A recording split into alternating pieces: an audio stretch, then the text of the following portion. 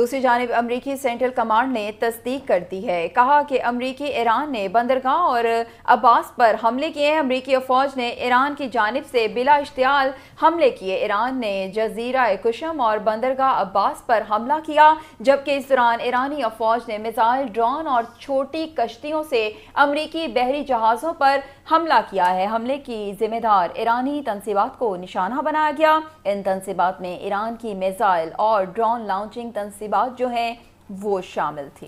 آپ کو بتا رہے ہیں کہ ایران کے جزیرہ قشم اور بندرگاہ عباس پر حملہ، امریکی سینٹرل کمانڈ نے حملے کی تصدیق کر دی ہے۔ ساتھ ہی ساتھ یہ بھی کہا ہے امریکی افواج نے ایران کی جانب سے بلا اشتعال حملے کا ذاتی دفاع میں جواب دیا ہے۔ اسی دوران ایرانی افواج نے میزائل، ڈرون اور چھوٹی کشتیوں سے امریکی بحری بیڑے کو نشانہ بنایا ہے اور اس کی ذمہ داری تنصیبات کو نشانہ بنانے کے لیے قبول کر لی ہے۔ ان تنصیبات میں ایران کی میزائل اور ڈرون لانچنگ تنصیبات شامل ہیں۔ ابھی آپ کو یہ بتائیں کہ ایران کا امریکی اور جنگ بندی کی خلاف ورزی کا الزام کسی بھی جارحیت کا بغیر کسی ہچکچاہٹ کے جواب دینے کا اعلان سامنے آیا ہے۔ ایران کی جانب سے ترجمان خاتم الانبیاء ہیڈ کوارٹرز کا کہنا ہے امریکہ نے خمیر، سرک اور قشم جزیرے کے ساحلوں پر خطے کے کچھ ممالک کے تعاون سے شہری علاقوں میں فضائی حملے کیے ہیں۔ امریکہ نے 2 ایرانی بحری جہازوں کو نشانہ بنایا۔ ایک ایرانی آئل ٹینکر کو ایرانی پانیوں میں علاقہ جاسی کے قریب نشانہ بنایا گیا ہے۔ دوسرے ایرانی جہاز کو فجیرہ بندرگاہ کے سامنے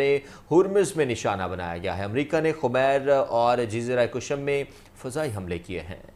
آپ کو بتائیں کہ ایک ایرانی آئل ٹینکر کو ایرانی پانیوں میں علاقے کے قریب نشانہ بنایا گیا۔ ایران کا کسی بھی جارحیت کے بغیر کسی ہچکچاہٹ کے جواب دینے کا اعلان کیا گیا ہے، جبکہ ایران نے جزیرہ اور بندرگاہ عباس پر حملے کیے۔ ایک ایرانی آئل ٹینکر کو ایرانی پانیوں میں علاقہ جاسک کے قریب نشانہ بنایا گیا ہے، جبکہ دوسری جانب ایرانی سپریم لیڈر کے مشیر محسن رضائی کہتے ہیں کہ آبِ ہرمز ایران کے کنٹرول میں ہی رہے گی۔ آبِ ہرمز ایران کے ہاتھ سے نکلی تو دشمنوں سے ایران کے خلاف استعمال کرے گا۔ خطے کی سلامتی کی ذمہ داری خطے کے ممالک کو خود اٹھانی چاہیے۔ غیر ملکی افواج چاہے امریکی ہو یا یورپی خطے سے نکل جائے گی۔ آپ کو بتائیں کہ ایران کا جوہری پروگرام پر بات کرنے سے پھر انکار۔